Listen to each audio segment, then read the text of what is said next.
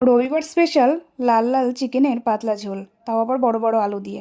আজকে চিকেনটা একটু অন্যভাবে রান্না করেছিলাম, তো চলুন সেই রেসিপিটাই আপনাদের সাথে একটু শেয়ার করি। প্রথমেই সমস্ত কিছু গুছিয়ে রেডি করে নিয়েছি, তারপরে কড়াইয়ে তেল দিয়ে প্রথমেই আলুগুলো ভেজে নিয়েছিলাম। আলুগুলো ভাজা হয়ে যাওয়ার পরে সেই কড়াইয়ে আমি আরও কিছুটা তেল দিয়ে চিকেনটা হালকা করে, একদম হালকা করে ভেজে নিয়েছিলাম। অন্যদিন আমি চিকেনটা ভাজি না, এমনি মশলা কষিয়ে তারপরে রান্না করি। আজকে একটু চিকেনটা হালকা করে ভেজে নিয়েছিলাম। অনেক অনুষ্ঠান বাড়িতেই দেখেছি চিকেনটা একটু হালকা করে ভেজেই নেয়, তো সেই জন্য আজকেও অন্যভাবে একটু ট্রাই করে দেখলাম ওরকমভাবেই কেমন হয়। তো খেতে ভালোই হয়েছিল।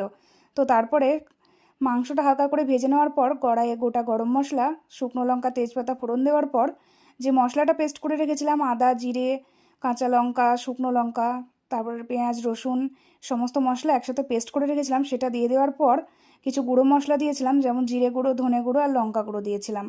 তারপর চিকেনটা দিয়ে দেওয়ার পর একটা টমেটো দিয়ে দিয়েছিলাম। তারপরে দেখুন চিকেনটা একদম লো আঁচে অনেকটা টাইম ধরে কষিয়েছিলাম, প্রায় আধ ঘন্টারও বেশি সময় ধরে কষিয়েছি। কি সুন্দর তেল ছেড়ে দিয়েছে দেখুন। তারপরে কষানো যে কমপ্লিট হয়ে গেল, কিছুটা কষানো মাংস তুলে রাখলাম। এই কষানো মাংস খেতে কার কার ভালো লাগে অবশ্যই কমেন্ট করে জানাবেন কিন্তু। তারপর কিছুটা গরম জল দিয়ে আলুগুলো সেদ্ধ হওয়ার জন্য দিয়ে দিলাম। তো দেখুন আমার রান্না প্রায় কমপ্লিট হয়ে এসেছে, আলুগুলো প্রায় সেদ্ধ হয়ে গিয়েছে। নামানোর আগে দেব কুচনো ধনেপাতা, খুব বেশি দিইনি, অল্প পরিমাণে দিয়েছিলাম। আর দেবো একটু মিট মশলা। তো রান্না আমার প্রায় কমপ্লিট হয়ে গিয়েছে, শেষে কালারটা শুধু দেখুন যে কেমন এসেছিল। আর আজকের চিকেন রান্নাটাও হয়েছিল একদম ফাটাফাটি। তো আজকের রবিবারের দুপুরবেলা আপনারা কী দিয়ে লাঞ্চ করলেন, চিকেন না মাটন, কমেন্ট করে জানাবেন কিন্তু।